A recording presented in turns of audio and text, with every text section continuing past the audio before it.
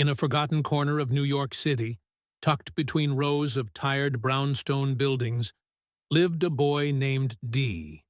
His childhood was not painted with bright colors, but with shades of gray. Gray from the concrete streets, gray from the cloudy skies, gray from the worn-out hope that floated in the air of his neighborhood. His mother, a single parent, worked long hours, sometimes two jobs at once, just to keep the lights on. There was never any extra, no new clothes, no toys. But there was one thing his mother gave him in abundance: belief. She believed that no matter how little they had, Dee had something inside him that was greater than poverty. One afternoon, when Dee was about 10 years old, his mother gave him $5. "Use it for lunch or a treat," she said with a tired smile. But Dee looked at that small, crumpled bill and thought, maybe there's a way to turn this into more. He wasn't sure how, but he knew one thing: sitting still and wishing wouldn't change anything. That night, Dee sat by the window, thinking. Outside, he saw a row of dusty cars lining the street. Not everyone had a lot of money, but even in tough times, people cared about how they presented themselves. An idea sparked. The next morning, he walked to a tiny corner shop and bought the only things he could afford: a small bottle of car soap and a threadbare rag. That was his inventory, his startup kit. With his supplies in hand, he started knocking on doors.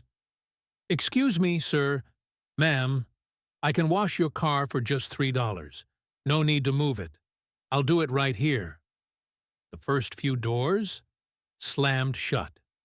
Some people didn't even bother to answer. But finally, a middle-aged woman with kind eyes said yes. Dee scrubbed her dusty Honda with more care than most professionals would. When he finished, he didn't just get paid, he got a smile and a compliment. "You work hard, young man. Come back next week." That moment was worth more than the $3. It was proof. Proof that even with almost nothing, he could create value. Word spread slowly. In a few days, Dee was washing multiple cars a day. He made handwritten flyers and taped them to telephone poles. He learned to carry extra rags, a bucket, and change for customers. He also learned hard lessons. Some people made promises they didn't keep. Some cars were far dirtier than they looked. Some days it rained, and all his plans washed away with the storm water. But Dee kept showing up, day after day. In sun, in drizzle, even in biting cold.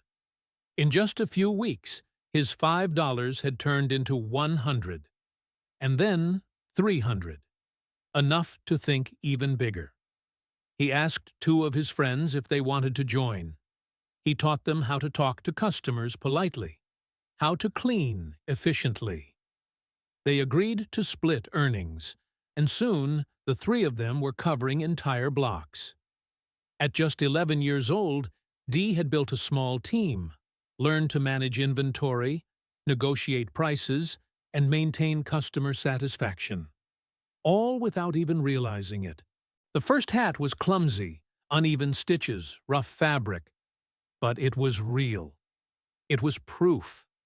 Proof that even with almost nothing, he could create value.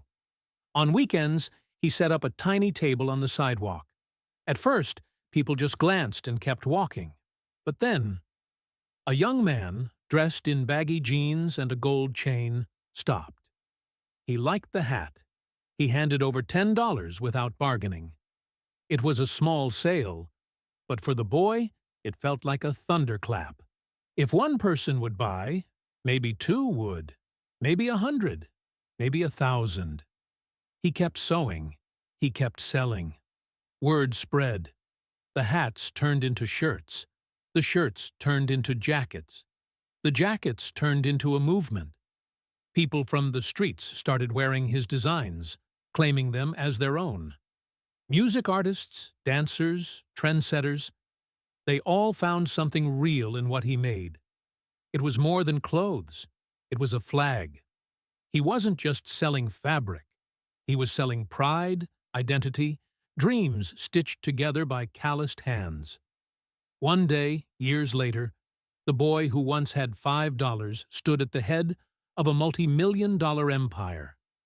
He shook hands with celebrities, sat across CEOs, appeared on television, and invested in the dreams of others. But in his heart, he was still that boy, standing in the chill of a New York street, clutching a bottle of car soap, daring to believe. So, who do you think he became? Guess before the reveal.